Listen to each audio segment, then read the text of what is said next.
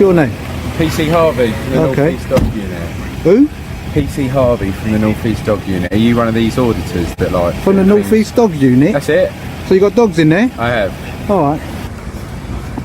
Mate, just... You're not blocking me in, are you? No, I'm not coming over to the side. Don't touch me and don't follow me either. You dress me as sir. Keep it professional. Another unit to assist with stuff outside TDJ, please. I've got someone filming the Met building and vehicles going in and out. I'm glad you've come onto the pavement. No, I don't need to be on the pavement. Don't glad I've done anything. You touch me. Listen. For a search under section 43 of the Terrorism Act. Alright, I'm PC Harvey from North East. Alright, what information have you got to use some common sense. Detain me under that? Use some common sense. What information have you got to detain me under that? If you holding me, look, you're holding my arm. You're holding my arm. You're holding my arm. Vehicles could come You're holding my arm. Yeah, but they're not, are they? But they might. But they're not. And you're blocking that. They're not. So come onto the pavement. It's a... The very first move the officer makes sets the tone. Instead of observing, he instantly blocks the auditor's path, acting on assumption rather than evidence. What makes it worse is his own words. He directly asks if this individual is one of those auditors. That proves he already understood the context, yet still escalated the encounter. Instead of processing that knowledge rationally, he leaps to invoking Section 43, a power intended for genuine national security concerns. Using anti-terror legislation against someone with a camera on a public sidewalk isn't just misguided. It's a complete misapplication of authority. The officer didn't pause, didn't question, didn't weigh proportionality. He entered the situation already decided, as if the outcome was predetermined. And when an officer knowingly conflates lawful civil activity with terrorism, it's no longer a mistake. It's a misuse of the law. Yeah. These can be sites that are vulnerable to terrorist attack. And what? And when what have you got? What information have you got to suspect me of that? Are you gonna? What information have you got to suspect me of that? Are you gonna listen, or are you just gonna keep? Well, I'm detained, aren't I? Huh? I'm detained, aren't I? You are, but you're asking. You're asking. But I don't have to listen to you, do I? You're asking me questions that you want the answers to. Go on then. What's the answer? Every time I speak to you, you're talking over me and not allowing me to talk. Go on then, talk. Okay. You might be one of these new auditors, they're called. They like to provoke a response out of the police to try and get something for clicks and likes and views on YouTube. It's like a new trend that people like to do. Also, you could have suspected terrorists potentially that could be doing what's called hostile reconnaissance, and what people do before they may decide to launch a terrorist attack is they like to come and do recce's of the buildings and the vehicles that they might think, I'm going to do an attack on that vehicle or that car. That's another reason. Calling peaceful filming hostile reconnaissance is such a reach that it undermines the entire stop from the start. Actual terrorists don't wander around in the open pointing cameras at government buildings for all to see. They rely on advanced tools, digital mapping, drones, or discreet online reconnaissance, not broad daylight handheld filming. And even if one imagines a far-fetched threat, the officer ignored a crucial fact. This auditor wasn't hiding, wasn't undercover, and wasn't even acting suspicious. He was visible, open, and obvious in what he was doing. That context matters, yet the officer ignored it entirely. Section 43 powers are meant for circumstances of clear, imminent risk, not stretched hypotheticals. By equating a man with a camera to a terror plot, the officer blurred the line between vigilance and paranoia. That kind of overreach doesn't just harm one person. It damages public trust in how serious powers are meant to be applied. Why do you suspect me of doing that? Because of where you are. Am I doing a lawful activity? No, but it's suspicious. But am I doing a lawful activity? No, answer that question. Answer that question. Am I doing a lawful activity? What, by filming a police building and vehicles coming in and out of it? Yeah. No, mate, it's suspicious. Oh, it's not. No, but it's lawful though. It doesn't have to be. So what if it's suspicious? It's lawful, yeah? It's legal. Yeah, it's legal. It's legal. Stop there. Okay, so you're still talking. Yeah, because it's legal. I'm not doing nothing wrong. What information have you got to suspect me of being a terrorist? What's my behaviour? Because I'm filming. Because I'm doing something lawfully. Because you're filming. Am I being unlawful? Am I breaking the law? Am I breaking the law? You've been detained under section 43. Yeah, but am I breaking the law? Mate, don't do that. No, I can't do that. I don't care if it's an unmarked vehicle. I can stand there and do whatever I want. That power that under section 43 of the Terrorism Act gives us the power to look at phones that are being used, photos that have been taken on those phones and The justification for digging into the auditor's phone was even shakier.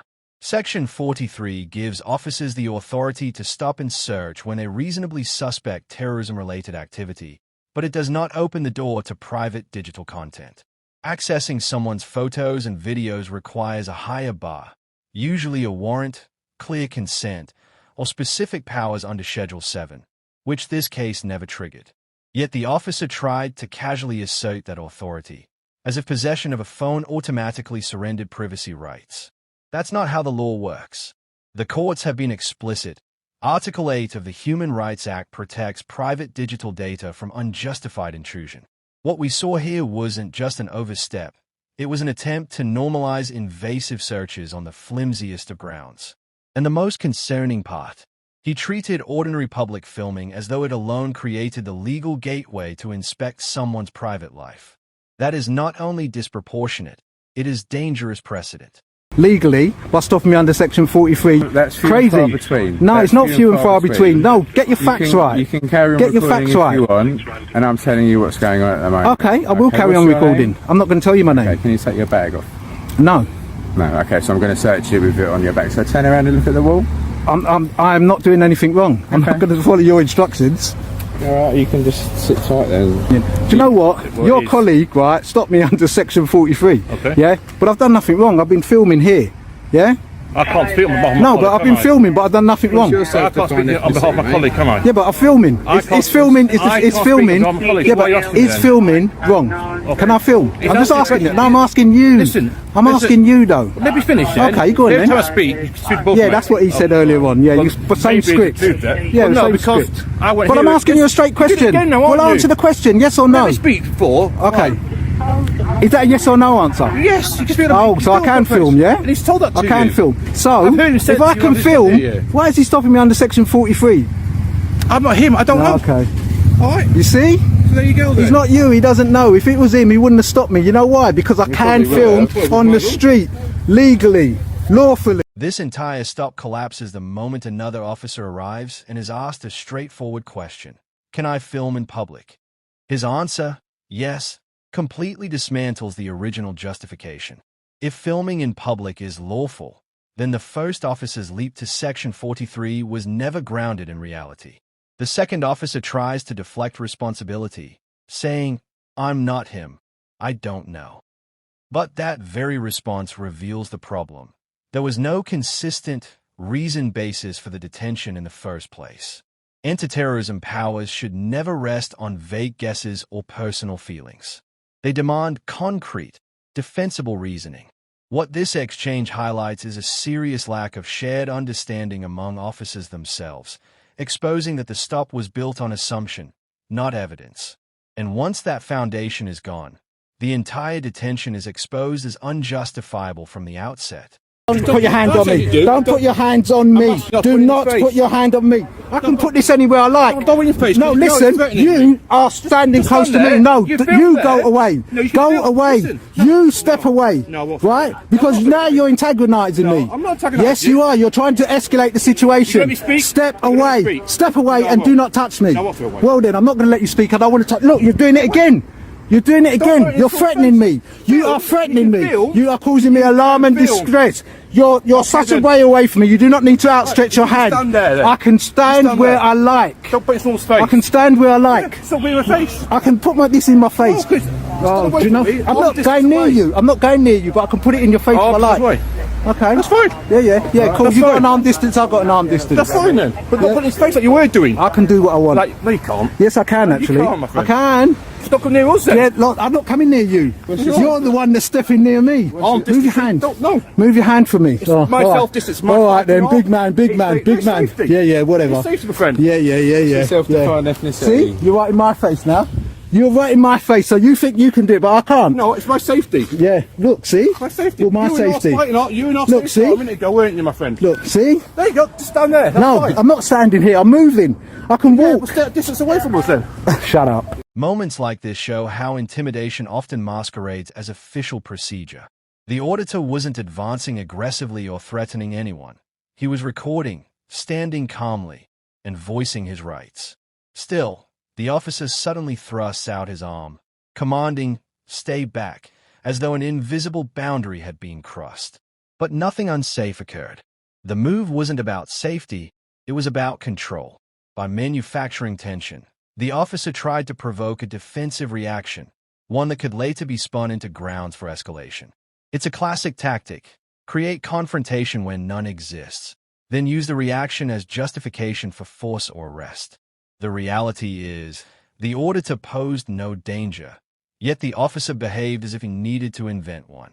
Let's give that.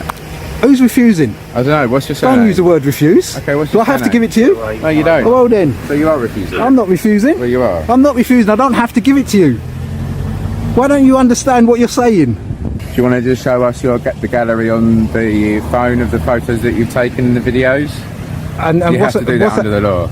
I have to do that under the law. Yeah, under Actually, Section 43. let me just say something to you. Go on. Right, hold on. Where's my thing? Give me my stop slip. I'm going to give it to you in a minute once we're finished. Okay, let me just say something before Go I on. turn this off and show you. You don't yeah? have to turn it off, but you can No, keep it I will have to recording. turn it off. How can I record if I've got to show you stuff? Because you can keep the app going, can't you? What app? My filming app.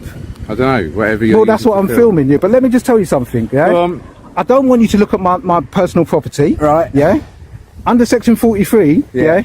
It doesn't say that you can look under my property Okay. in the sense that you're saying it. Right. Obviously, you're coercing me that I have to show you because, Right. as far as you're concerned, Yeah. this is part of your bully boy tactics. What are you looking for? Similar sort of things at other protected sites. No, what are you looking for? Be specific. Photographs Of- and films gone, yeah. of other police buildings, and if there's a pattern of behaviour. But obviously, I've already explained it But to you obviously, when I I first filmed started. police buildings. But what did you say I was? Huh? What did you say I could be? The terrorist? No, you didn't say that as Yes, well. I did. Two things you said. Mate, What was it's the other all on thing? here, bro. What was the other thing? Don't brother me. What was the other thing you said? I don't know. Go on. Oh, you can't remember? No. You said two things. You said you Go on. could be one of these new. Oh, an auditor. Okay. Yeah. So if I'm an auditor, what will I Right. have on my phone? I don't know. I haven't looked at it yet. No, but what would I have on it if I'm an auditor? If you know about auditing, what will I have on my phone? Other videos Of? and photos Of? officers, of ambulance staff, of firefighters. No. We don't do ambulance or anything firefighters. like We just that. do police. Just for, like, Well, clicks. I just do police personnel. Okay, lovely. Yeah. Do you want to stop? So that's filming what you're now? going to see on my phone. Okay. Yeah. Right. Are we And is that finished? going to be an issue? I don't know yet because I haven't had a look. Yeah, but they're going to be the same as filming. This is what I'm Right. saying. You're not going to see any different. If an officer already suspects someone of being an auditor, a group openly dedicated to filming government buildings, then finding those exact videos on their phone cannot suddenly be treated as incriminating. It's not suspicious, it's expected. Yet when pressed, the officer admitted he didn't even know what he was looking for. That response speaks volumes. Instead of pursuing evidence linked to a specific crime, he was fishing, hoping that something, anything, might justify his actions after the fact. This flips the entire principle of reasonable suspicion upside down. Policing is supposed to be evidence-driven. Here, the search was the fishing rod, and suspicion was invented to justify casting the line. At its core, that's not policing. That's a rights violation disguised as investigation. I'm Under gonna Section have a look at 43, it. you have to be specific. I've just told you, photographs. Yeah, but when you see these film. photographs, what you know what Well, you're going I to don't know see. until I look at them, do I? What was all those questions you was asking me? If I what? If I work? Yeah. If I do this all the time? That's if I it. travel up and down? Yeah. Yeah. I'm interested. You are. Yeah.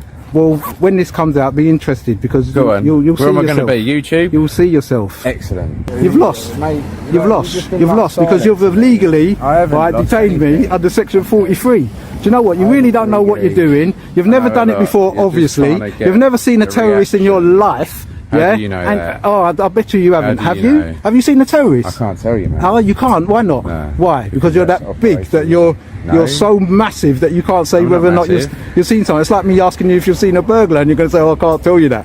Huh? What's the I'm not gonna- difference? Sorry. Huh? Mate, I'm getting bored. Don't call me mate. You keep on calling me mate. I'm not your mate. I never would want to be your mate. Okay, whatever. Oh yeah, whatever. Off you go. Obviously, Off you you could go. get Don't stopped again talk to later me. I on don't want to today. hear you. I don't It want to could hear what happen you got to say. again. See? Chad will- When Yardley challenged this detention in court, the ruling was clear. His rights had been violated. The £750 compensation wasn't just a payout, it was legal recognition that the stop was unlawful. Think about how quickly it unfolded. Within less than a minute, the officer approached, demanded answers, and invoked Section 43 without meaningful dialogue or context. He even admitted he suspected Yardley might be an auditor, yet still pressed ahead as though he'd uncovered a terrorist operation. Searching for videos of public buildings on an auditor's phone is not evidence. It's confirmation of what they said they were doing. The second officer's vague shrugs and hostile demeanor only compounded the mistake. Instead of reassessing, he doubled down, backing his colleague's poor judgment with evasive answers and subtle intimidation. But Yardley held his ground, and in the end, the court vindicated him. This case serves as a sharp reminder. When officers allow ego and authority to override the law, accountability will eventually follow. And this outcome sent a loud message. Anti-terrorism powers are too serious to be treated as shortcuts for control.